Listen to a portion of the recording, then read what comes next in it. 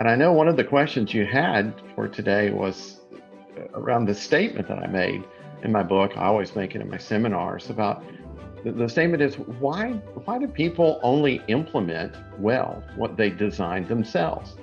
And that's such a great question. There's lots of good answers. I even brought it up with our family over lunch to say, let's think about this question for just a second.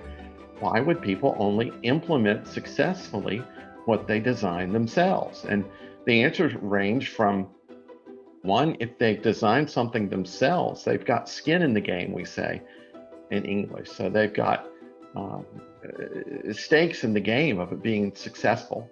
The second is if someone has designed it themselves, they know it inside and out. And so if they are doing the implementation, then it's also easier for them to implement. And they're not asking questions continually about, well, why did someone design it this way or that way? The third thing I find is it's just fun that, design and creativity are part of the joy of life.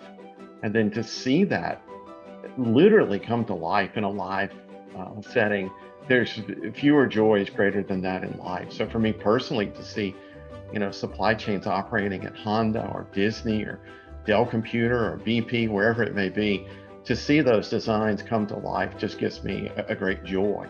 It also gives me confidence in implementing new system designs that may come along. And it's the same thing for a design team. I think part of the question too goes at learning and why learning is so important, that you can't design something new unless you've learned something. And the Bible is my favorite book, and one of my favorite scriptures is that God is always making things new. And for something to become new, there has to be learning to support it. And so he loves it when we learn. He loves it when we apply our mind to a situation. And one of my other favorite scriptures, it says, don't be conformed to the ways of the world, but be transformed by the renewing of your mind. That true transformation only takes place when our minds are renewed. Otherwise, we'll just be consistently following the ways of the world. One of those ways of the world that has cropped up over the last decades is this notion of minimizing inventory.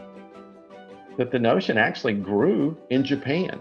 And at that time for Toyota, perhaps it wasn't a bad notion, because if you're in a situation where raw materials are scarce and there's not a whole lot of capital when you're first starting up to support an operation, then yeah, minimizing inventory makes a whole lot of sense, and it gets tied directly to the survivorship of the business, which is exactly what was going on with Toyota.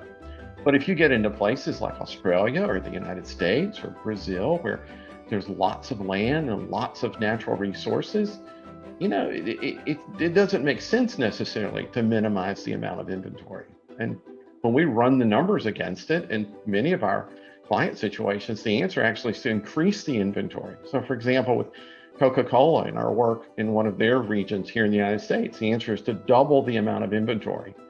And gross margin went up, and market share went up, and competitiveness went up. In our work with Hallmark cards, it was just the opposite. People aren't using physical cards anymore. So the answer was to cut the inventory in half. In our work with Colgate, the answer was to increase the inventory on the A items and to reduce it on the C items. And their market share increased and their gross margin increased, and Wall Street loved it. In some of our work with Procter & Gamble, the answer has been a mix. Same thing. For A items, yeah, we needed more. For C items, we needed less. And tailoring the strategy uniquely to the SKU is just critical, because every SKU in every geography, whether it's a micro or a macro geography, has different dynamics. And the inventory strategy needs to be shaped accordingly. So that's why we can say with confidence, the answer is not necessarily minimizing the inventory, it's optimizing the inventory.